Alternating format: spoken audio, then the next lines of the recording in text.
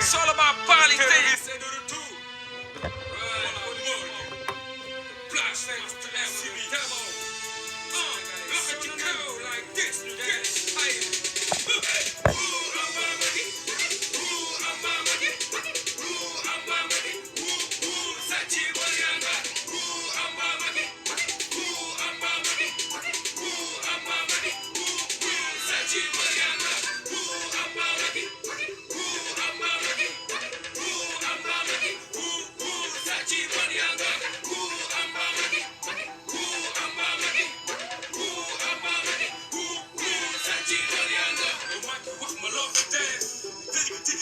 yeah sama gars yi maa ngi def live and direct parce que moment bi dafa am ñu dem sama gaale famille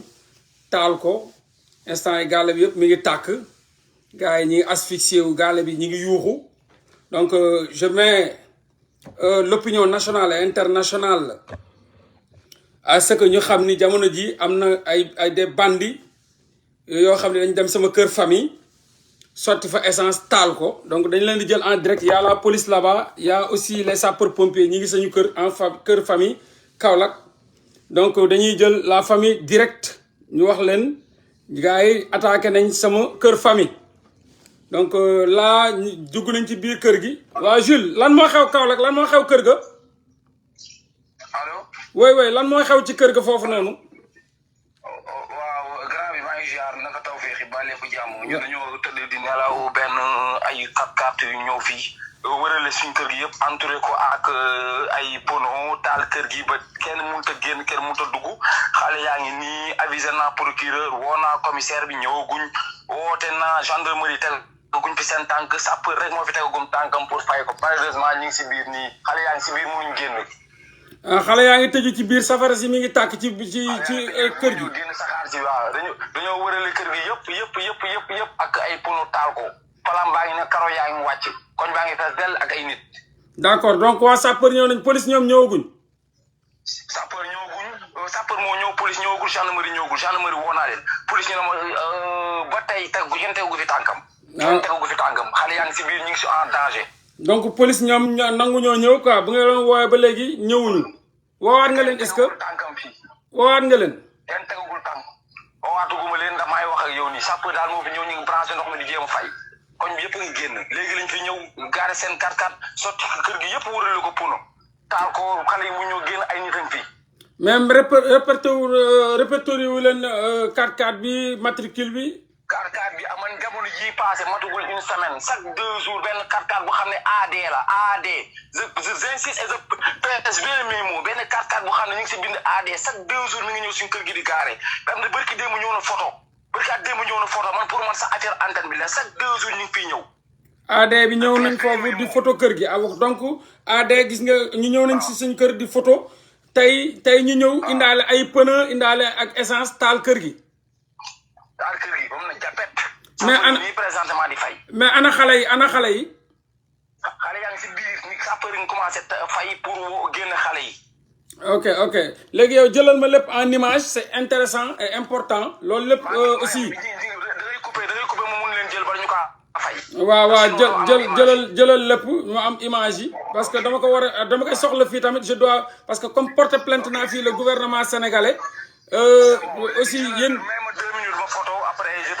ok d'accord jëlal lépp donc voilà donc pour vous faire savoir que le gouvernement sénégalais ont attaqué chez moi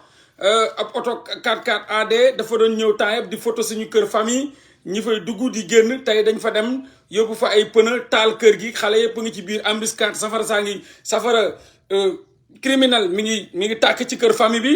donc voilà pour alerter l'opinion nationale et internationale di leen xamal ni le Sénégal encore une fois un pays super dangereux un pays de criminels tey sama kër famille lañ attaqué là où vit mon père là où vit ma mère attaqué nañ ko sotti nañ ci essence taal nañ kër gi donc voilà xale yaa ngi ci biir ñi ngi yuuxu embuscade et tout mais bon voilà dinañ ma yónnee vidéo yi dinañ ma yónnee photo yëpp dama bëggoon rek ngeen yëg loolu te xam ni ñun dara mënuñu arrêté ci combat bi di leen xam ni tey la wàll di gën a aay tey lay gën a saf tey lañ koy gën a doggali tey comme y a les sapeurs pompiers mais jusque là comme ni ñu ko waxee police ñëwagul woo nañ leen ba sonn nangu ñoo ñëw On a appelé la gendarmerie aussi. La famille a appelé la gendarmerie. La gendarmerie, nanguñu ñëw. Mais, encore une fois, comme nous l'avons dit, on va essayer de prendre encore nekk ci kër ga. On va essayer de prendre nekk ci kër ga. Je vais essayer de prendre même mon père, le vieux. Jéem ko jël xool. Qu'est-ce qui se passe chez moi, ce qui se passe. Mais bon,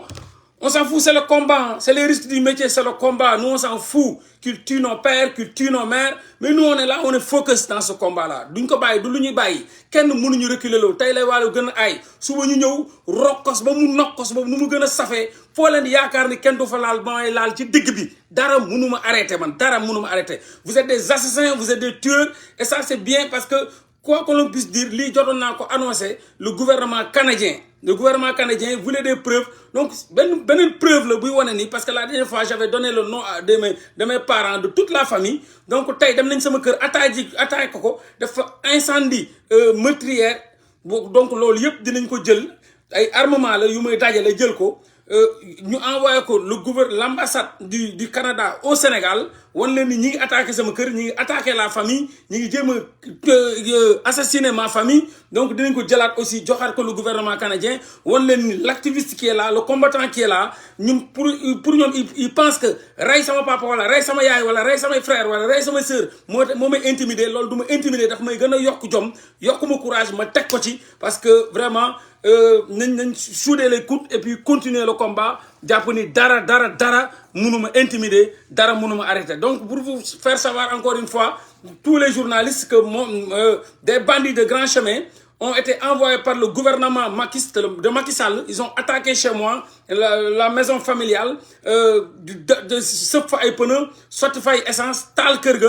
ga jamono ji sapeur pompier ñi ngi fa di fay lakk-lakk bi. Donc la maison familiale ñu taal nañ ko. Donc je vais essayer d'appeler mon père. Je vais essayer d'appeler mon père directement ce qui se passe chez moi. Donc voilà, intimidation mais on s'en fout hein. Personne ne peut nous intimider, on recule pas, on est là, on recule pas. Bu ñu rayoon papa ba yaay on reculera pas, on est là. Dañ ko ciy teg ba 2024 ñu jëlee leen fi. C'est sûr et certain, man je suis très déterminé et rien ne peut m'arrêter, rien ne peut me stopper. Donc pour faire savoir à l'opinion nationale et à l'opinion internationale que des bandits de grand chemin envoyés par des voyous de la République ont attaqué ma famille, ont attaqué les membres de ma famille, ont attaqué même chez moi, là où je vis, ils ont mis le feu et la maison est en train de prendre du feu et tous les enfants sont dedans, en ce moment-là, il y a les sapeurs-pompiers qui sont là. Ils ont essayé de contacter la sécurité, la police et la gendarmerie. Jusque là où je vous parle, personne n'est venu. Il n'y a que les sapeurs-pompiers qui sont en train d'arrêter le feu. Un feu de l'incendie criminel. Des voyous encagoulés en 4x4, en voiture administration, ont attaqué les membres de ma famille, ont mis du feu chez moi et que... Voilà, là, les sapeurs-pompiers sont en train de vouloir vraiment arrêter le feu. Donc voilà, j'alerte l'opinion nationale et internationale que les membres de ma famille sont en train, des bandits sont en train d'attaquer les membres de ma famille et de brûler, de mettre du feu chez moi. Donc là, j'étais en train de vouloir contacter mon père, mais en ce moment-là, je pense qu'il est affaire bête na leen parce que ils ont vu du feu, kër gaa ngay tàkk. Donc j'ai essayé de contacter mon père mais mënuma ko jot xam naa ni mi ngi fa ak xale yi te sama doomu frère yi sama doomu frère yi et tout ça sama jarbaat yi sama sët yi pour l'instant. Donc encore une fois c'est les risques du métier, c'est le combat. Ñi ñuy xeexal c'est des pyromanes, c'est des voyous. Voilà, c'est mënul ñàkk de toute façon. On est là, on est courageux. Tey lañ gën a am abnégation pour continuer sur cette lutte. Pour gën a gëm ni ñun li ngi ci dëgg te rien et personne ne peut nous arrêter. Ils ont essayé de le faire. Nous on n'est pas du genre du joytu à tout moment que ma famille est en danger. Depuis pas mal de temps, depuis 2 semaines, ils ont cherché le numéro personnel de ma mère. ils envoient des messages, ils l'insultent, ils envoient toujours des messages à ma mère, ils appellent ma mère, ils les menacent, ils menacent ma mère, ils envoient des messages à ma mère qu'ils vont passer pour le tuer et tout ça. Je suis au courant de tout, mais bon, j'ai toujours dit à ma mère, calmez-vous, c'est pas grave, on est là, calmez-vous, et bon, voilà, aujourd'hui, ils ont vraiment joint l'acte à la parole, ils ont mis le feu chez moi, chez la maison familiale, chez mon père et chez ma mère. Donc, depuis pas mal de temps, depuis presque 2 semaines, ma famille subit des menaces de mort, des appels téléphoniques masqués et que ils ont tout fait pour avoir le numéro de téléphone à ma mère qu'ils appellent à tout moment et en train de l'insulter, de la menacer. Mais comme j'ai toujours dit à ma mère que restez sage, restez courageux et restez fort, c'est normal. Vous avez un fils qui est un combattant, qui est un activiste. Et bon, c'est normal, dans un pays vraiment super dangereux. Donc, j'alerte l'opinion nationale et internationale que des bandits de grand chemin encagoulés avec des voitures de l'administration ont attaqué chez moi à Kaolack, une ville sénégalaise, une ville à 145 km de la capitale. Donc, le quartier s'appelle Boustan. Là, en ce moment, la maison est en feu. Voilà. Donc, je vais essayer d'appeler, parce que là, avec l'Ifa Khaouni, voilà, l'Ifa Khaou Dainawar. Donc, comme nous l'avons dit, pour intimider, c'est très difficile de les avoir pour l'instant là, parce que il y a les sapeurs-pompiers là-bas. Voilà, Minini, Kurgagini, en feu. La maison est là en feu. Vous avez vu? Ça, c'est chez moi, c'est en feu. Ma maison en feu. La maison familiale en feu. Donc, ils sont en train de prendre des vidéos de chez moi. Ils ont mis le feu là-bas. Les sapeurs-pompiers, des bandits, le gouvernement a attaqué chez moi. Ils ont mis le feu. Ils ont mis le feu chez moi. Depuis pas mal de temps, ils passent chez moi, chez ma famille. Ils les insultent, les menacent de mort, des appels de menaces de mort qu'ils vont passer pour brûler la maison. Et aujourd'hui, ils sont passés. Ils ont brûlé chez moi. Il y a les sapeurs-pompiers de là-bas qui sont en train de vouloir arrêter le feu. Le gouvernement criminel. Donc, demain, Inch'Allah, je vais envoyer tout ça à mon avocat. Déjà, j'avais porté plainte le gouvernement sénégalais et j'avais reçu un message du gouvernement canadien qui m'avait appelé à venir la semaine prochaine pour s'expliquer de ce qui se passe. Et entre-temps, ils ont brûlé la maison familiale. Donc, pour yéen ñëpp ngeen déglu ko donc ngeen jàpp ni ay bandits yi ñu yónni attaqué nañ sama kër. police man maa bu njëw wañee ko waa demaat ba si ñoom di leen woo man mii. police ana police. ñu ngi nii doog tolloog à gare Dakar di ñëw. ah ñaari élément ñaari élément la police yónnee. ñaari élément la police yónni. léegi police ñaari élément yooyu pour def constat la wala lan. xaw ma pour la moo jaaxal ndax ñu ngi nii ñëw ni taxaw ñu toll ak ancien garage. mais calmez-vous bu leen wax dara bu ñëwee baax na bu ñëwul baax na mais bu leen wax dara bu leen offensé bu leen wax lu ñu war a mën a am luñ def de toute façon ñoom sécurité bi lañ war a gérer bu ñu ko gérer wul aussi bu leen yuuxu bu leen saaga bul def lool maanaam bu leen may fuñ leen jàppee ok mais.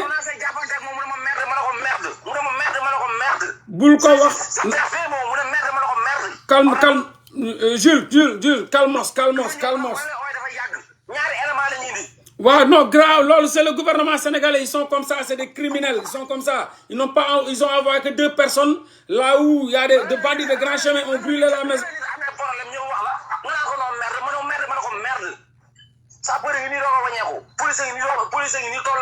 à 2 kilomètres dem di ñëw te ñaari élément lañu indi. mais lu ma bëgg a xam mooy est-ce que xale yi ñoom ñëpp ils sont à l'abri génne nañ leen foofu ils sont sortis de la maison. ah. est-ce que xale yi génne nañ leen kër gi. xale yi yëpp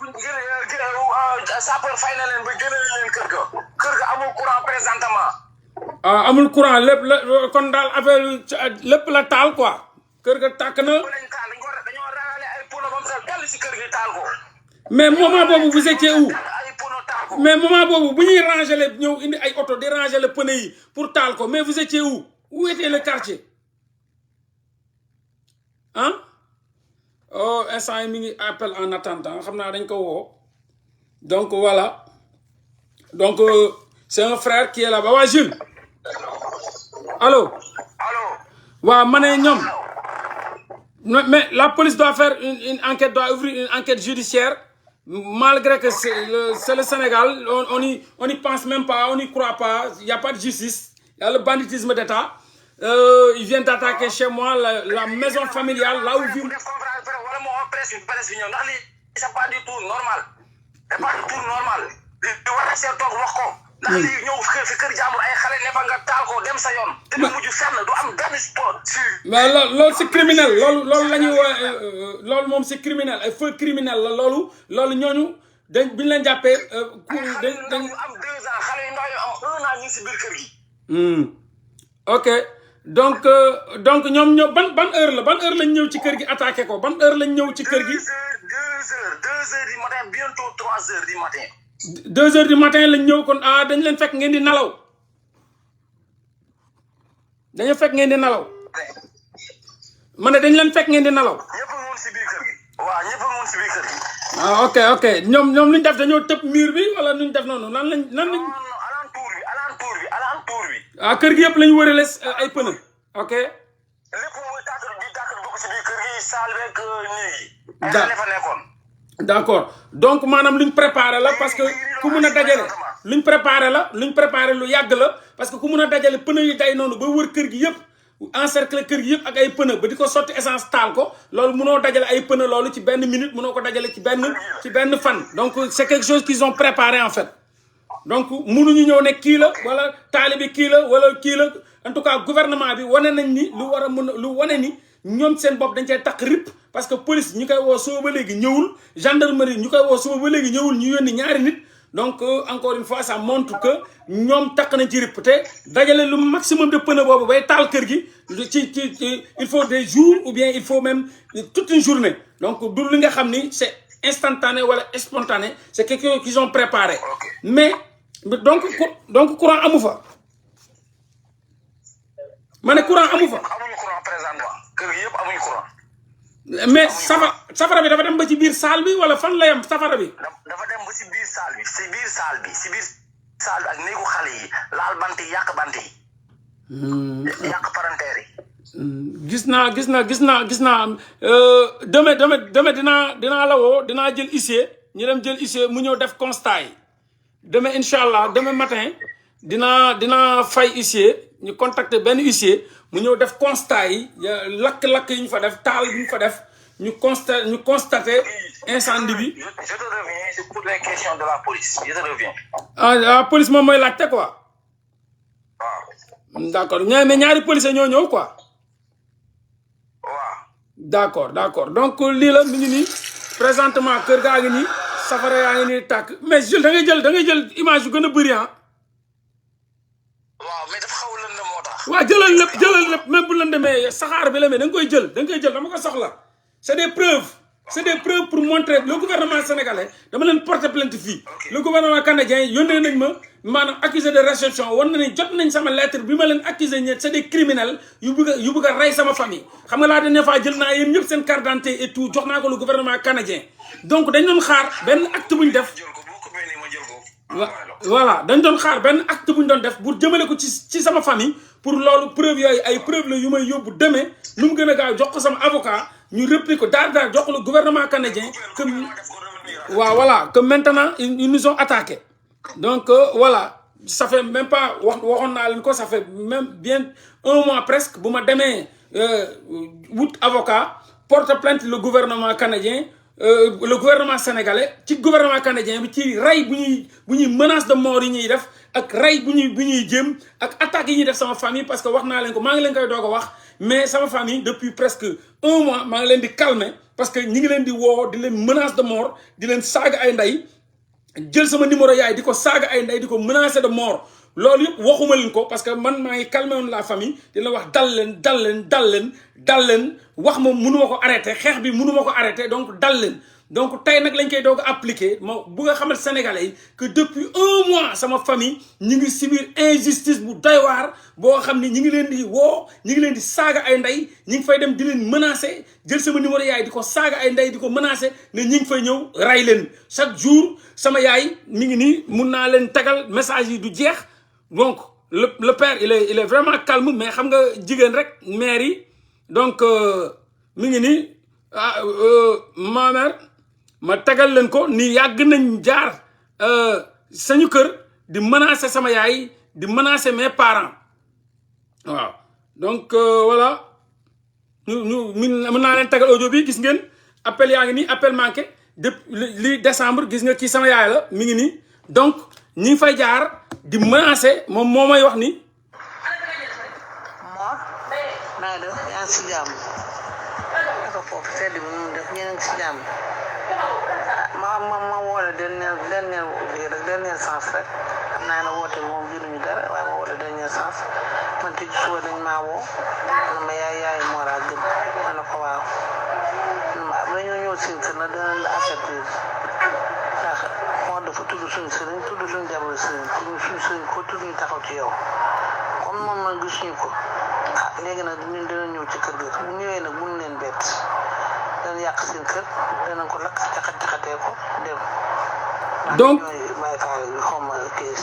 xaw ma sëñ Moute xaw ma nan mu tudd sa sëñ Abdou Karim waaw donc jot nañ menace maire bi nee na moom donc am na numéro yuñ jot yoo xam ni ay nit yoo xam ni ay soi-disant nee nañ ay taalibe sëñ mu ay Abdou Karim lañ ñooñu aussi menacé nañ loolu mais jot nañ seen numéro et tout ça ñooñu nee nañ ñooñu tamit waxoon nañ ni dinañ ñëw ci kër ga dinañ taal kër gi donc menaces yi moom ça fait vraiment man ma wax duma menace parce que man nee naa dee naa bu yàgg mais ça fait presque 1 mois ñi ngi menacé suñu waa kër nee nañ dañ leen di rey nee nañ dinañ fa ñëw dinañ ko taal donc voilà encore une fois pour yëgal gars yi sénégalais yi que les bandits les voyous de grand chemin ñooñu ñi nga xam ne ñoom ñoo gouvernement bi ak et cetera avec les faux marabouts les marabouts imbéciles du Sénégal xaji dee yi nga xam ne duñu dara tekkiwuñu dara aussi ak seen faux talibé yi et cetera ña ngay jéem a ne dañuy intimider en passant par la famille di fa menacer di fa taal di lakk mais comme ni ma leen ko waxee on n'arrête pas la mer avec ses bras dama ne boo leen rayoon sama famille yëpp ba ñu jeex boo leen taaloon kër yëpp du ma teree wax du ma arrêté loo man ak yéen ba 2024 man ak yéen ba ngeen fiy jóge man ak yéen ba cour pénal international di leen topp man ak yéen ba justice am Sénégal donc man ak yéen daraay àdduna mënuma intimider donc loolu ma bëgg ngeen xam ko donc maa ngi alerter l'opinion nationale internationale di leen xamal ni le combat continue mais aujourd'hui là où je vous parle des voyous des gens encagoulés ont attaqué les membres de ma famille et ça fait presque 1 mois qu'ils sont en train d'appeler ma famille, de les menacer de mort, qu'ils vont passer pour les tuer, pour les assassiner. Et aujourd'hui, ils sont passés à l'acte. Ils ont mis le feu chez moi. Ils ont mis le feu chez les membres de ma famille. Les enfants étaient dedans. Ils étaient en train de dormir. Aux abords de 2 heures du matin, ils sont venus avec des voitures 4x4, avec des pneus et de l'essence. Ils ont brûlé la maison. Donc, encore une fois, mon père était là-bas en train de dormir, ma mère et tous les enfants qui étaient là-bas, des petits-enfants, des filles, des garçons. Donc, ils ont mis le feu chez moi, ils ont brûlé le feu. En ce moment, il y a les sapeurs-pompiers et on vient de me dire qu'il y a la police qui vient d'arriver avec 2 policiers depuis presque 2 heures du matin, jusqu'à là où je vous parle, 3 heures ou 4 heures du matin. La police vient d'arriver. La gendarmerie n'était pas venue, la police a envoyé juste 2 personnes. Donc voilà pour alerter l'opinion nationale, pour vous dire qu'on est là, on est des rappeurs, des activistes, des combattants qui combattent l'injustice, qui combattent la malgouvernance, qui se battent pour la transparence et que là aujourd'hui, là où je vous parle, le Sénégal, un pays antidémocratique, un pays de voyous, un pays de dynastie, des bandits tapis dans l'ombre, ont envoyé des bandits chez moi, ils ont mis le feu et qu'en ce moment, les sapeurs-pompiers sont en train d'éteindre le feu et d'essayer de faire tout le possible. Mais bon, voilà quoi. De toute façon, comme on le dit, on n'arrête pas la mer avec ses bras, on continue le combat. Donc voilà, ça, voilà. Voilà, ça c'est ma maman qui m'envoie des messages, qui a essayé de m'appeler. Mais comme je l'ai dit, je ne suis pas quelqu'un qu'on arrête. Et je le dis haut et fort, même si le gouvernement envoie des assassins qui tuent toute la famille, moi je n'arrêterai pas ce combat. C'est un combat citoyen, c'est un combat que je mènerai jusqu'à ma dernière goutte de sang, jusqu'à mon dernier soupir. C'est un combat que je n'arrêterai jamais de la vie. Jamais de la vie. Et je n'arrêterai pas ce combat. Et allez-y, tuez la famille, éliminez la famille, brûlez les maisons, faites tout ce que vous voulez. Mais un jour viendra, vous rendrez compte à la justice sénégalaise, vous rendrez compte au peuple sénégalais. De toute façon, moi je suis là et que je ne reculerai pas, j'arrêterai jamais. I will be here for life and I will fighting for the democracy, liberty and a lot of things. And so, juste pour vous dire que on est là, demain Inch'Allah, je vais envoyer un huissier, il va faire le constat de tout ce que ces voyous ont fait, d'envoyer des bandits et de brûler la maison. Donc voilà, let's go guys. Let's go guys. En tout cas, si vous pensez que vous m'avez touché, je dis que vous vous êtes trompé, vous ne m'avez pas touché, vous vous êtes trompé, je suis là et que ma famille n'a rien à voir de ce que je fais. Ma famille ne peut pas m'arrêter, ma famille ne peut pas me faire taire. Donc si vous tuez mes parents, tuez mon père, tuez ma mère, tuez tout le monde, personne ne peut m'arrêter, je continuerai ce combat. Ma famille n'a absolument rien à voir de mon combat citoyen. Ma famille n'est imprégnée ni de près ni de loin à mon combat qui m'est vraiment un combat idéal et un combat personnel. Donc si vous arrivez à attaquer ma famille, donc voilà, et pensant que vous pouvez m'intimider, vous vous trompez et que tey laa gën a sawar, tey laa gën a taxaw, tey laa gën a mun a taxaw pour xeex. Donc voilà, gars yi di leen wax ni le combat continue, c'est comme ça. On est dans un pays de voyous, un pays de criminels. Booy xeex l'injustice, ñoom seen bopp dañ lay yónnee ay nit ñuy taal ak a lakk. Le combat continue, la vie continue. Yes, I. On voulait juste apporter le soutien à la famille pour leur montrer que, voilà, ne vous inquiétez pas. On continue le combat. Et que ñi yaakaar ni buñ taalee wala buñ lakkee dañuy taxaw yéen a ngi nax seen bopp. Suba damay live, ginnaaw suba damay live, chaque all time damay live di ko ci teg. Et y a pas d'intouchable koo leen yaakaar ne dañ koy ragal a wax man dinaa jaar ci digg bi boo leen mu ne kon gën leen dajale pneu yi gën leen dajale safara yi ne man moom dara mënuma arrêté kon Jules ba dañ bëgg a xam situation bi foofu. waaw présentement nii police mi ngi si biir kër gi di def enquête. Enquête. waaw di poser ay questions man la ñuy poser question mooy tontu. luñ lay laaj ñooñu la nekk nii. luñ lay laaj. lan moo ko taal ma ne ko xaw ma ko. mais police nan la mën a laajee lan moo ko taal mu fekk fa ay pneu yuñ taal fekk fa safara mu ne lan moo ko taal. alors que bi ñoo ko fay. ah. waaw mu ne compté na plus de 10 pono nee na moom policier bi nee na compté na plus de 10 pono. waaw fi taale. waaw. waaw donc. moom mooy wuy seen réponse maa ngi lay woot. d'accord mais ñoom waaw d'accord ok donc voilà. ñoom ma ngi wuyu réponse police bi question police bi ñi ngi def seen enquête pour xam gars yi bon ñoom mi ngi noonu bu dee police bi aay na mën nañ li ñuy def affaire yaa ngi noonu ay nit jaar nañ fa des bandits de grand chemin ba léegi ñi ngi circuler ñi ngi biir Kaolack bandits yooyu demuñu fenn ñi ngi biir Kaolack donc jaar nañ ñëw nañ sotti nañ ay pneu taal nañ kër gi dawaat nañ donc voilà di remercier gars yëpp aussi di leen wax ni alors comme ni ma leen ko waxee courage c'est comme ça moi je suis fier je suis vraiment fier de moi je suis vraiment fier de ma famille je suis vraiment fier de mon père et de ma mère qui ont fait naître un guerrier un vrai combattant de la liberté donc maa ngi di sant sama yaay di sant sama papa di leen wax ni jur ngeen gor jur ngeen garmi bu leen bu ma ñàkkoon jom jël naa xaalisu Macky Sall ndax proposé na ma fi lu ne ci àdduna bu ma ñàkkoon jom jël naa xaalisu Marème Faye Sall ndax proposé na ma lu ne ci àdduna bu ma ñàkkoon jom heure bi maa ngi juutu seen ginnaaw maa ngi mar seen taat yi mais bañ moo tax tey jii mooy subir les conséquences donc nag àdduna comme ni ma leen ko waxee ñun dañ nekk en guerre donc lii munul ñàkk encore une fois nit moom jéem jotu la day xool ci li nga gën a jege mu jaaree fa ba yàqal la loolu kon loolu la donc buñ mënoon teg ma loxo teg nañ ma loxo buñ ma mënoon rey nañ ma buñ ko parce que def nañ ko Abdou Karim Gueye def nañ ko parce que gënuma Abdou Karim Gueye gënuma Cheikh Omar Diagne gënuma Pape Alé Niang gënuma Papito Kara gënuma Ousmane Diagne waaye gënuma Fulbert Sambou bi nga xam ne dañ koo rey daggate ko sotti ko acide ba léegi famille am gisuñu waaye di leen xam ne aussi gënuma ki nga xam ne moom mooy Fulbert Sambou gënuma Didier Badji bi nga xam ne ba léegi ay famille am teguñu ko bët donc gënuma ñi nga xam ni Macky Sall rey na leen gënuma ñi nga xam ne Macky Sall tëj na leen ci kaso yi donc di leen xam ni le combat continue on est là et on poursuit ce combat là contre vents et marées ils ont mis le feu chez ma famille donc we stay strong you know we stay strong nekk ci xeex bi di leen xamal ni on n'arrête pas la mer avec ses bras di leen xamal ni tôt ou tard comme ni ma ko waxee la famille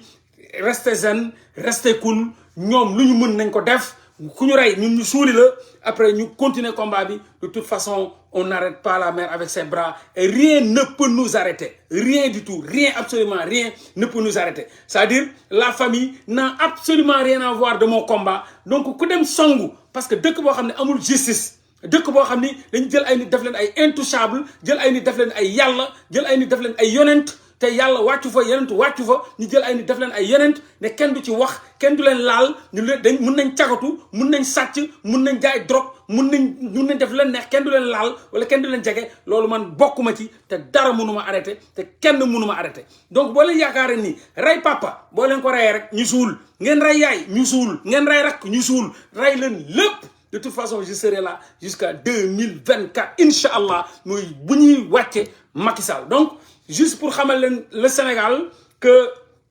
ay bandits ñi nga xam ne depuis 1 mois ñi ngi menacé la famille ne dinañ fa wàcc dinañ fa taal dinañ rey famille bi sama famille donc tey dem nañ sama kër famille wàcc nañ fa ñëw nañ fa ak ay 4x4 temps yëpp ñu ngi fay ñëw di photographier suñu kër famille di ko photographier di dugg ko génn di xool tey nag def nañ li nga xam ni moom lañ doon xaar moom lañ wax depuis 1 mois ñi ngi menacé sama famille de mort di menacé sama yaay ne dañ koy rey di menacé sama papa ne dañ koy rey chaque jour que Dieu fait bu ñu ma wooyee dama leen di wax calmez-vous toog leen dal leen xam leen ni lii combat bi la ñu ci war a dee dañ ciy dee ñu ci war a dund mais on continue le combat parce que ñoom dañoo yaakaar ni pour m'atteindre il faut que ñoom ñu atteindre leen te xamuñu conviction bi ma am xamuñu principe yi ma am xamuñu li ma taxaw di ko xeex dara mënuma arrêté nobody can stop me kenn mënuma noppiloo kenn mënuma arrêté donc encore une fois comme ni ma leen koy waxee aussi j'avais comme menace yooyu noonu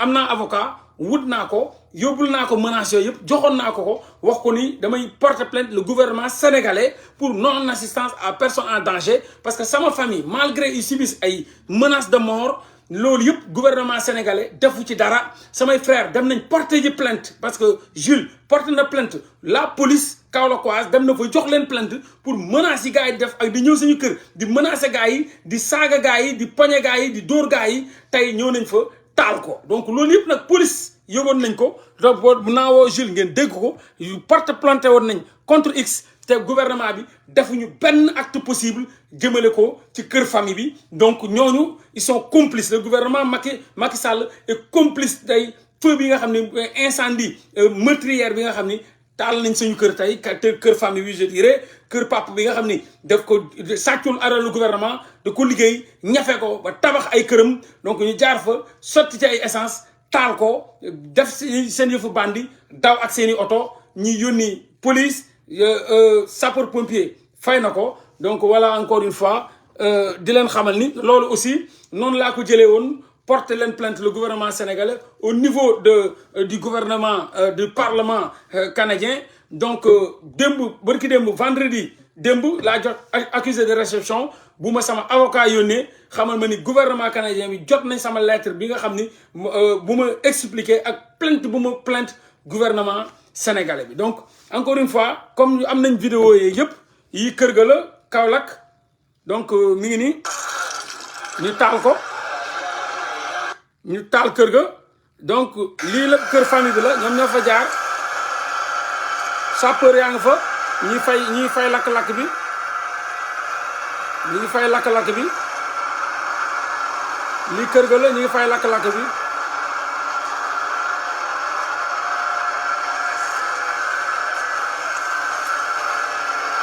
donc ça c'est chez moi ils ont attaqué chez moi ils ont mis le feu des bandits du gouvernement sénégalais ont attaqué les membres de ma famille ils ont mis le feu chez moi chez ma famille à Kaolack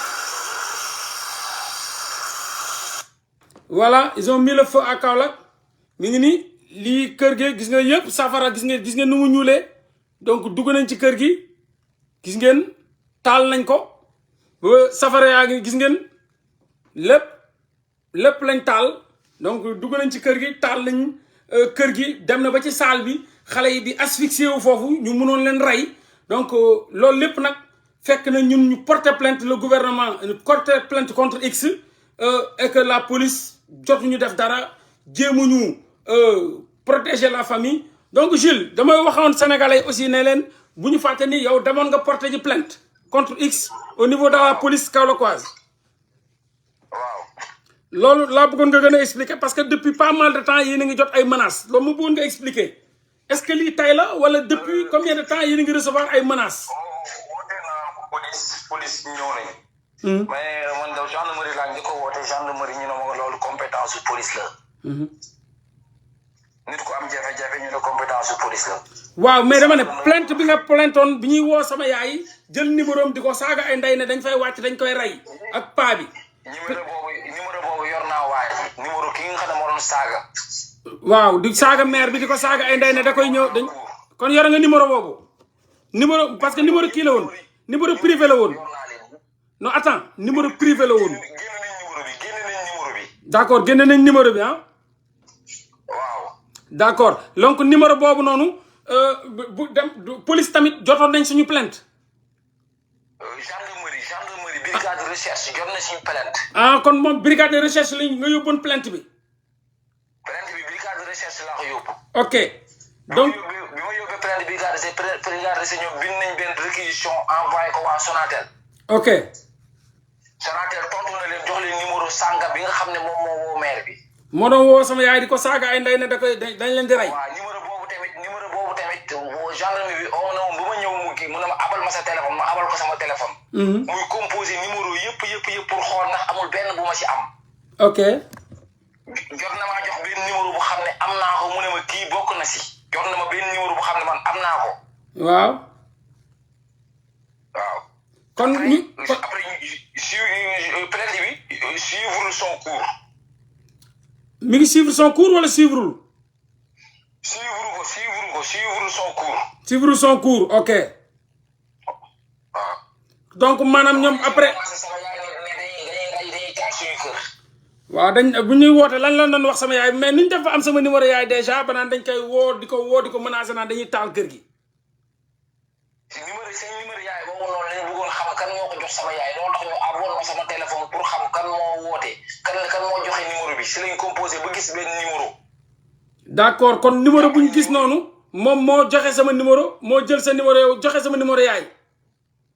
waaw d'accord tracé sama yaay ñu tracé sama yaay di ko woo di ko menacé ne dañuy ñëw rey ko waaw d'accord ok donc léegi kon plainte boobu mais gendarmerie lan moo tax ñëwuñu te ñu jotoon suñu plainte ñëwuñu fi après am na benn waaju xam ne envoyé na ma ay message naan ma fu mu jëlee sama numéro daal di may message naan ma affaire état la bu yeboo ngeen teg ko si suuf carrément loolu la ma wax message yi maa ngi moom ah waaw message yooyu mu ne lan mooy affaire état maanaam ñu taal kër gi affaire état la mu ne ma affaire plainte bii ngeen nekk nii mbirum état la mbirum état la ngeen tegoon ko si suuf moo gën teg ci suuf mooy lan moo nekk mbir lan la mën a nekkee mbirum état teg si suuf moom mu bañ a suivre son cours waaw mais lan loolu gendarme moo la ko yónnee déedéet benn numéro numéro extérieur la te waajaa ngi fii Sénégal moom envoyé ay message naan ma bu yeboo ngeen teg loolu si suuf du mujj fenn mbirum état la ah dafa d'accord am doole. mais donc mais numéro yooyu yëpp yor nga ko réquisition yooyu yëpp yor nga ko donc suba da ngay demaat dina de toute façon man demain matin dinañ contacter dinaa jël benn huissier mu ñëw def constat bi après ñu jël numéro yooyu yëpp ak constat huissier bi dina suba incha allah dina ñu fexe wut ñaari avocat 2 avocats ñu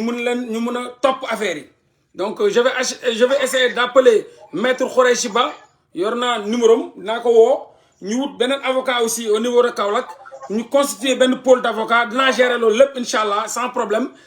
dinaa ko gérer suba benn pôle d'avocat ak benn huissier suba bu ñu yeewoo fajar ñu contacter ñu wut benn huissier ñu mun a def benn pôle d'avocat ñu yóbbu loolu yaa may dégg waaw loolu suba incha allah numéro yi pour lépp wut benn pôle d'avocat topp leen fu mu yem ne de toute façon il faut ñu ouvrir benn enquête judiciaire te loolu lépp aussi ay éléments la yu intéressant pour yu ma mun a jël aussi yóbbu ko au niveau du gouvernement canadien ci le gouvernement Macky Sall ont attaqué chez moi ils ont mis le feu des bandits de grand chemin donc il faut que le gouvernement canadien soit au courant pour mun a topp loolu moom tam au niveau de leurs ambassades que am na ku ñu attaqué këram lakk ko te ñoom gouvernement bi il faut ñu génne ay fautifs ay fauteurs il faut ñu génne ces criminels là par force te loolu moom dina am dinaa ko doxalee nu waree donc suba incha allah on fera tout pour ma lijjanti ay avocat naa woo léegi maître Khoureychi Ba dafay guddi naa woo maître Khoureychi Ba et puis dinaa ñu def benn pôle d'avocat ak benn huissier mu def constat bi yow jëlal maximum comme noo koy maximum de vidéo et maximum de photo loolu lépp c'est hyper intéressant voilà anam sinon maire bi moom anamu dafa dem Dakar rendez-vous. ah moom fekk ko foofu dafa demoon rendez-vous hôpital d'accord ana paa bi maa ngi koy jéem a woo mais jotuma ko waaw dafa xaw a janaxe mi ngi ne si biir. ah ok dafa xaw a janaxe quoi mais il faut qu'on soit fort hein il faut Jules c'est le risque du métier yéen vous avez rien à voir à ça mais le gouvernement sénégalais ñoom c'est comme ça nit ki boo amee un combattant mooy lu may wax papa di ko wax yaay di la ko wax ne leen man ñoom buñ leen rayoon ba ngeen jeex yéen man du ma arrêté bu ñu rayoon papa dama leen boole ma woon ne ma ray nañ papa dama naan dem leen suuli ko bu ne moon ray nañ yaay dama naan dem leen suuli ko buñ ne woon ray na leen dem leen suuli ko mais ce combat là c'est un combat boo xam ne sañu bakkan lañ ci teg ñoom nuñ ci tegee seen bakkan ñun noonu lañ ci tegee suñu bakkan bañu ñu ci dara ba yoomal xiyaam loolu wax naa la je suis super déterminé buñ leen rayoon yéen ñëpp du ma tax a xoolal du ma ko jooyee damay continuer ce combat là tant que ñooñu wàccewuñu leen tant que dóoruñu leen ci kaso yi tant que toppuñu leen tant que lépp lu ñu def ci ay rey nit toppuñu leen ba jàpp leen ba yóbbu leen cour pénal international man du ma bàyyi combat boobu noonu tey jii bu fekkoon ni jël naa lañ may doon proposé kon heure bi duñ fa jaar daan dañuy lakk ak dañuy taal mais il faut être déterminé donc voilà donc man jëlal ma le maximum rek d'information possible parce que ubbiwoon naa fi déjà benn plainte bu ma defoon donc maximum d'information kër gi ñuy taal et tout ça demain bu ma xëyee matin dinaa ko yónnee tey jii guddi gi nii dinaa ko jël envoyé ko sama avocat xam naa après dina ma def signe ne ma lu xew donc mu envoyé ko yeneen avocat yi wax leen ni gars yi finalement ñëw nañ sama kër taal nañ ko tu vois taal nañ ko pa fekk nañ léegi ma continuer réponse ak ñoom après ñu déggante wax frère. waaw d'accord mais ana la famille où est la famille ana xale yi mbaa calme nga leen. ñoom ñëpp ñu ngi si benn dugal naa si benn néeg salle ba ñu tëj toog fa présentement ñu jéem a lijjanti benn néeg bu am courant ñu mun fee fanaan ba suba. ok d'accord waaw mais kon nice. C'est bon. mais restez fort boy restez fort hein. Le combat continue. Voilà, restez fort, le combat continue. C'est comme ça. C'est le risque du métier. C'est le combat. Da koy jar. Dara gouvernement Macky Sall moom gis nañ fu ne. Waaw, gis nañ fi lu ne. Gis nañ ñi attaqué ay famille maraboutique, gis nañ ñi attaqué ay Ousmane Sonko, gis nañ ñi attaqué di rey ay nit, di tëj ay nit, di agresser ay nit. Donc ñun lii bu amee déranger wuñu ça ne nous dérange pas sincèrement man de yëngalu ma sax waaw voilà dégg nga ma ne la ci combat laa ne ci xeex laa ne waaw ci xeex laa nekk donc ma essayé waat di leen remercier yéen ñëpp yi nga xam ni yéen a ngi jàpp ci combat bi di leen remercier yéen ñëpp yéen ñi nga xam ne yéen a ngi envoyé courage yi abnégation yi di leen wax ni je suis un soldat lii touché wu ma lii yëngalu ma di leen xamal ni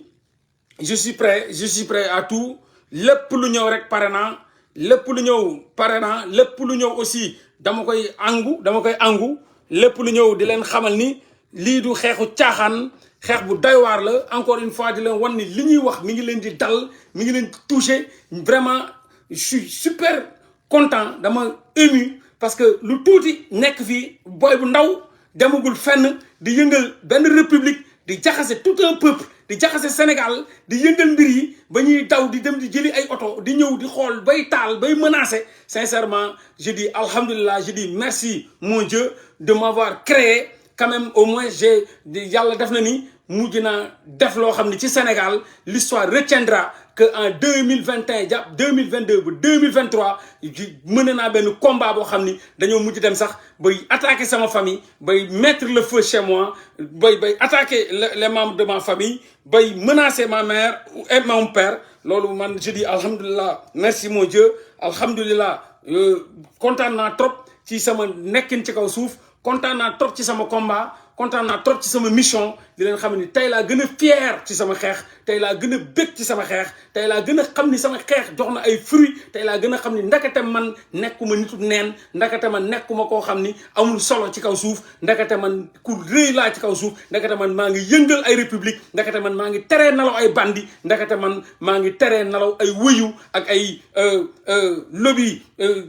politico maraboutique politico judiciaire maa ngi yëngal loolu kon alhamdulilah Dieu merci sincèrement te jàppaleen ni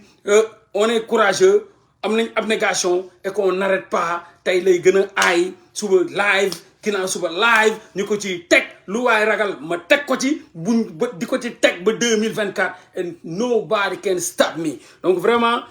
alhamdulilah kontaan naa ci suñu borom subhanahu wa taala di ko sant di ko gërëm di ci li nga xam ni moom moo am ci li nga xam ni gouvernement criminel bi tey yónnee nañ ay bandits ñu attaquer la famille attaquer chez moi mettre le feu donc ñu ngi sant di gërëm yàlla donc demain on va continuer incha allah on va essayer de ma lijjanti ay pôle d'avocat pour ñu constituer benn pôle d'avocat ñu wut huissier ñu xool famille bi jël constater les dégâts et que wut ñoom tam topp encore plainte boobu ñu defoon ñu topp leen ba fu mu yem neex en attendant man moom maa ngi ko ciy teg di leen wax ni xeex bi moom waxuma laa taal sax waaye même bu ma ci deewoon damay sant yàlla xeex la bu ma gëm la xeex boo xam ni caaxaanuma ci foowuma ci kafuma ci réewuma ci awma ci papa awma ci yaay donc lu ñuy yaakaar ni buñ ko defee mun na tax ma noppi dañuy nax seen bopp donc on continue le combat voilà gaa xam naa ne damay ñëw bàyyi leen ñu dem bàyyi leen xam naa ne sonn ngeen relax ah ñu suba bu ñu xëyee matin tin incha allah ñu def tractation yi lijjanti avocat bi lijjanti huissier yi def constat yi et puis topp encore affaire yi donc voilà gars yi laajuma kenn cagnotte bu leen lancé benn cagnotte à mon nom kooku moom ku ko def kontaanuma ci merci beaucoup ci seen soutien yàlla may na ma am na ñàkkuma vraiment mun naa fay ay avocat mun naa fay merci seen encouragement yi rek doy na ma sincèrement man maa leen ko ñaan seen encouragement yi rek doy na ma boo leen ma defalee cagnotte du ma kontaan boo leen ma cotiser lee du ma kontaan parce que bugg naa xeex boo xam ne doo leen ma ci cotiser bugg naa xeex boo leen dul boo xam ne seen participation mooy ngeen ñëw di déglu mooy ngeen bàyyi xel ci li ñuy wax te ngeen suivre li ñuy wax pas à pas dinañ am ndam waaye santuma kenn sincèrement merci beaucoup maa ngi leen di gërëm mais di leen wax ni santuma kenn nga defal ma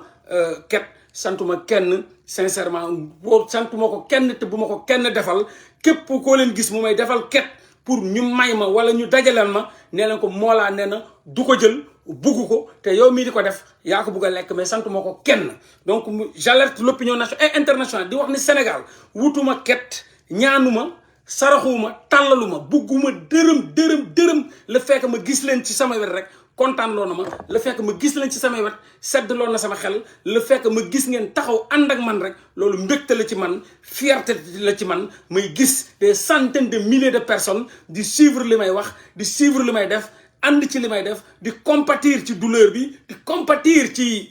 la ñuy def sama famille pression yañ leen di teg menace de mort yi saaga nday yi ba lakk kër ga donc loolu lépp lu mbégte bi mooy li ma leen di gis ci sama wet soutien bi ngeen di def moral soutien boobu rek doy na ma man moral rek laa soxla soutien boobu doy na ma sëkk financièrement je suis assis alhamdulilah ñàkkuma lu mu mën a defee loolu lépp incha allah on va le faire bu kër gi laajee lu ñu war a tabaxaat man dinaa ko tabax bu laajee lu ñu war a jël ay avocat am naa ko bu laajee lu ñu war a jël ay huissier am naa ko donc jàpp leen ni problème bi du xaalis am naa ko donc loolu moom santuma ko kenn ngir yàlla merci beaucoup mais bu leen ma ketal bu leen ma lancel cagnotte man maa leen ko ñaan lillahi wa rasuli te boo leen ko defee duma ko jël bugguma ko soxlawuma ko man yàlla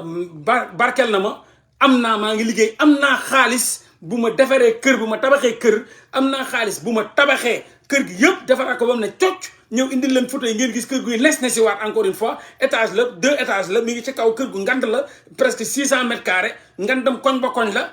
bàyyi dafa liggéey ñafe tabax kër wu lëmb musul politique musul dugg ci politique il n'a absolument rien à voir de la politique sama yaay liggéey ñafe moom tamit tabax këram donc ñoom ñu man sama baay am nay kër sama yaay am nay kër te lépp ñoo ko tabax musuñu laal politique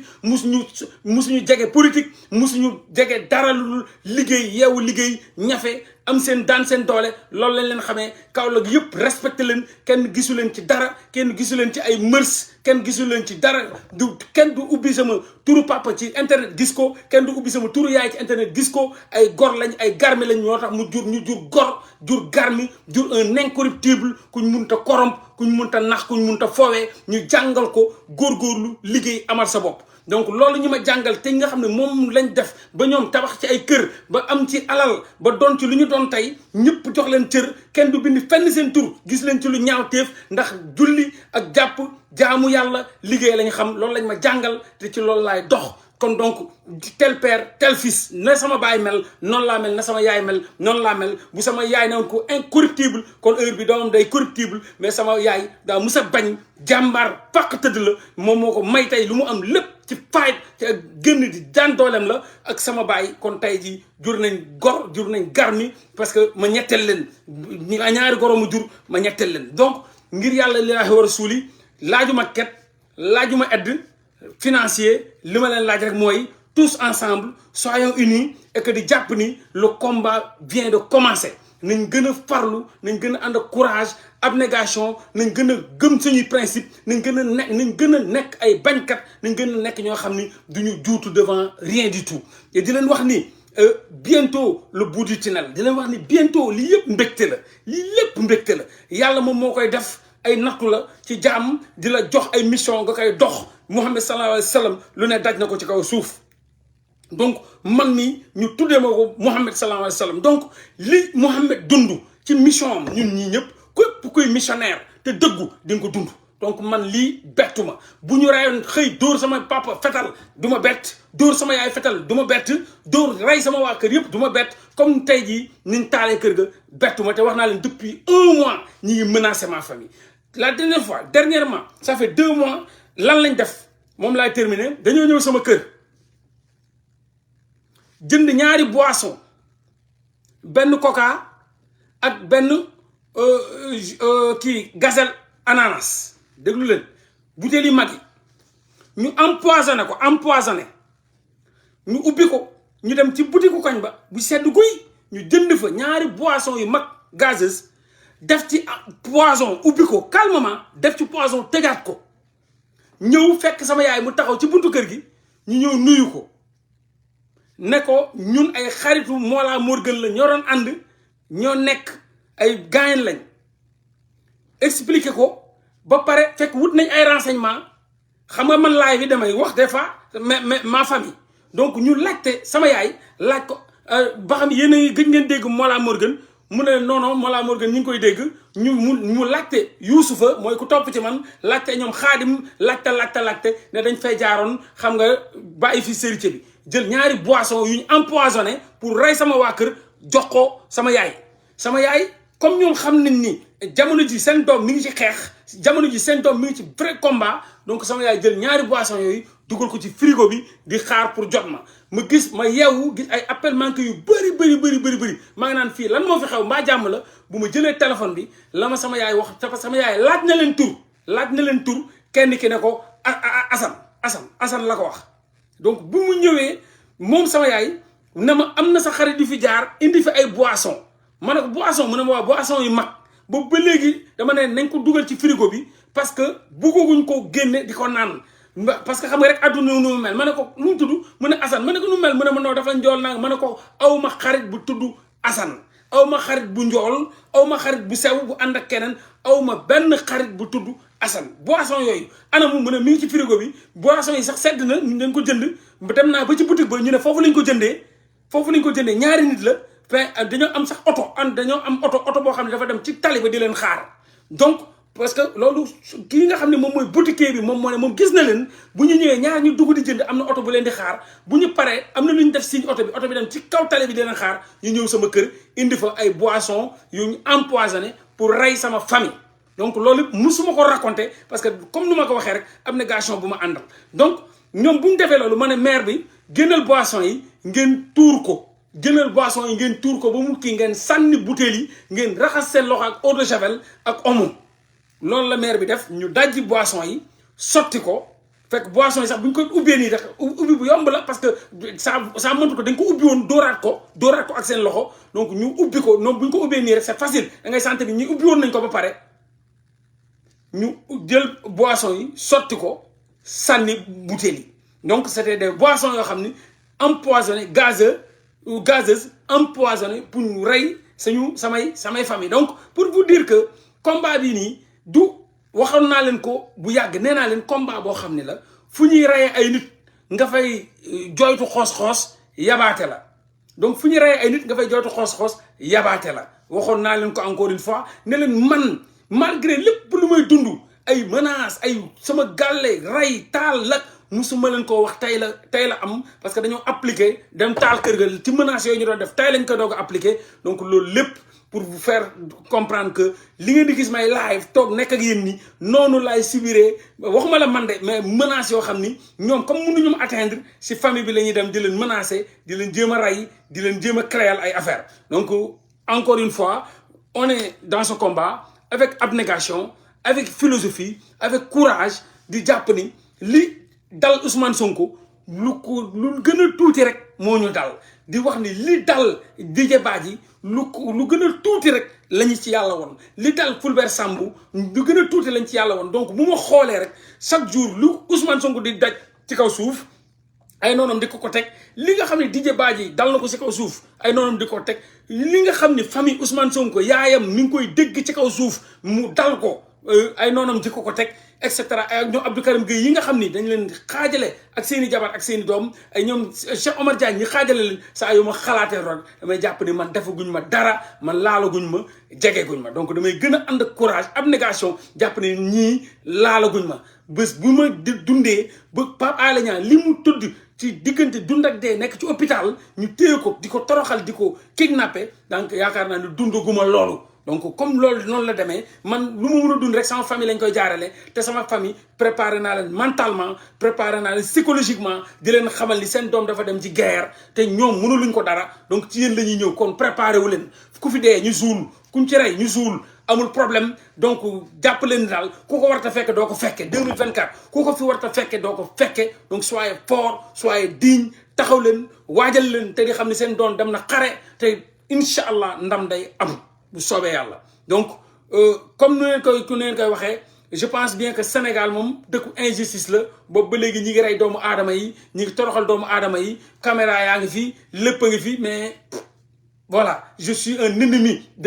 du gouvernement c'est normal lépp loo moom lu ma mënta plainte gouvernement gis nga parce que mënuñu jël ak kër di ko taal ñi yónnee ñaari policier ñi ñëw naan ay nan lañ ko taalee ay fuñ ko taalee ñu jël plainte yóbbul leen musuñoo indi policier pour mu xool donc gouvernement la ñuy xeexal gouvernement bu doon ay preuve mooy waral gouvernement di topp ay meurtrier kon jàpp na boobu ba léegi ndax 14 doomu aadama lañ rey te amul benn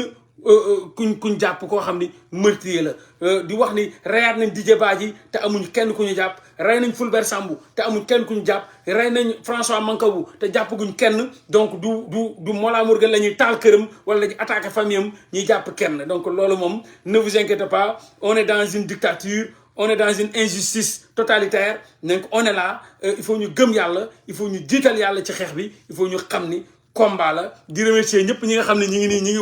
woote support bi di maa ngi gis ñiy woote de gauche à droite boobu ba léegi sama téléphone yi arrêté wul di leen wax ni ne vous inquiétez pas calmez-vous on continue ce combat et jusqu'à la victoire finale inchallah donc gars yi maa leen di bëggee di leen ziar di leen ndamoo di leen tiitaro di leen wax ni xaaral ma appelle une dernière fois la famille pour xam ci lu ñu ne après ñu couper live bi ku nekk dox sa soxla et le combat continue jusqu'à la victoire finale le combat continue guys restez forts le combat continue 2000 waa Jules jégalu maa lay sonal de donc juste pour xam situation bi instant yi est-ce que stable na est-ce que tout se passe bien mi ngi calme instant bi stable na ñu ngi nii jéem a xool moyen nuñ defaree ba courant bi ñëw xale yi mën a tëdd ba suba d'accord donc léegi comme ni ñu def moom mooy demain ñu connecté wu mais safara bi jàppul matelas yeeg armoire yeeg affaire yooyu frigo yi non dëkkandoo yi rek ñoo ci teel a ñëw ku ne indi sa ndox ñu fay ko ah heureusement avant ngeen di xaar dëkkandoo yi taxaw nañ ci waaw dëkkandoo yëpp taxaw nañ ci macha allah jóge sa kër bàyyi sa lépp indi sa ndox ñu indi sa suuf ñëpp kan bi yëpp a génn waaw ok macha allah Jules yeah soyez fort gars soyez fort boy yàlla gëmul nalawul soyez fort inchallah waaw soyez fort bu kenn daw bu kenn daay bu kenn gàddaay na ñëpp taxaw ndax plainte boobu mu bindoon noonu dafa demoon après bi mu siwoon en cours bi mu siwee en cours après léegi dafa am ay numéro yu xam ne dañ leen see génn ne ñoom xam nañ ci def affaire boobu waaw te numéro bi un certain benn noo la xam naa ko xam nga ko ok mi ngi ci biir waaw mais lan moo tax bindaloo ko plainte kon suba ñu bindal ko plainte spéciale ci appel yi muy woote di menacer de mort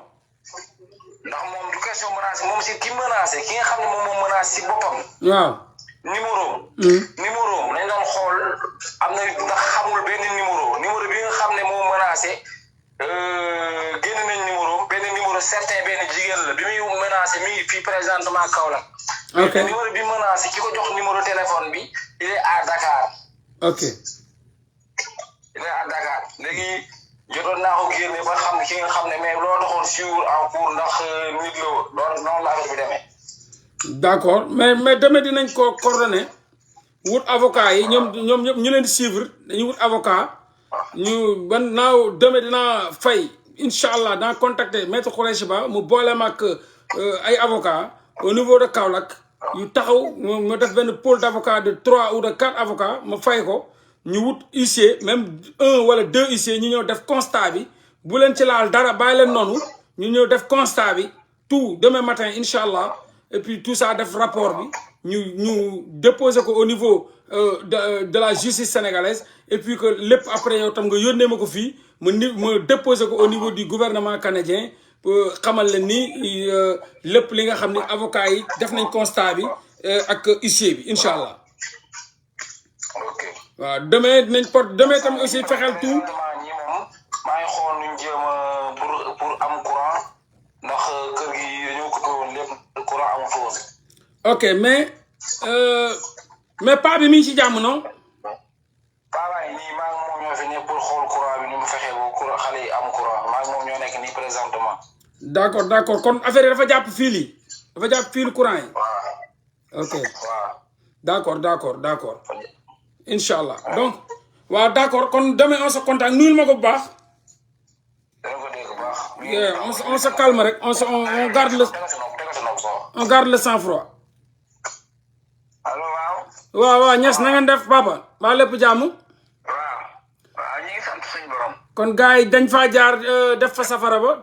taal kër gi sa kër gi waaw taal kër gi waaw doy na waar doy na mais ñu ngi tuub di jégalu de ñun sa doom de ñoo la indil lii lépp ñu ngi tuub bu wër. ñun de la mais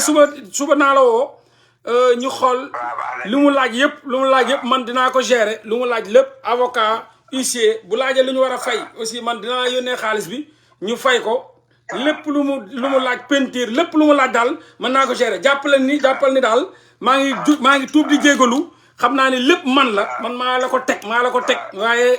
combat la boo xam ne wax naa la ko combat de principe la lu ma gëm la loo xam ne dama ciy nekk malgré lépp lu mu mun a doon donc lu mu mun rek mooy di la tuub di jégalu. waaw jërëjëf Niass. jërëjëf merci beaucoup. ok donc voilà paa bi leen daan waxal donc di ko xamal ne doomam mooy xeex lépp moom la te bàyyiwuñ te duñ bàyyi nag duñ bàyyi de ba bakkan bi jóge fi duñ bàyyi donc lépp lu ci war ñun dinañ ko assurer loolu ne vous inquiétez pas yaakaar naa yàlla suturaal nañu yàlla sagal nañu yàlla sargal nañu donc lépp lu mu laaj rek ñun dinañ ko fay bu ci bakkan rotoon nit on continue le combat donc jàppaleen ni ki ngeen di xeexal yéen ennemis yi les ennemis de la république ki ngeen di xeexal ko am conviction la ko am ngëm-ngëmam la donc dara mënu ko arrêter donc voilà incha allah bu parents yi waree dem dinañ dem incha allah de toute façon ci yoon boobu laa nekk et que le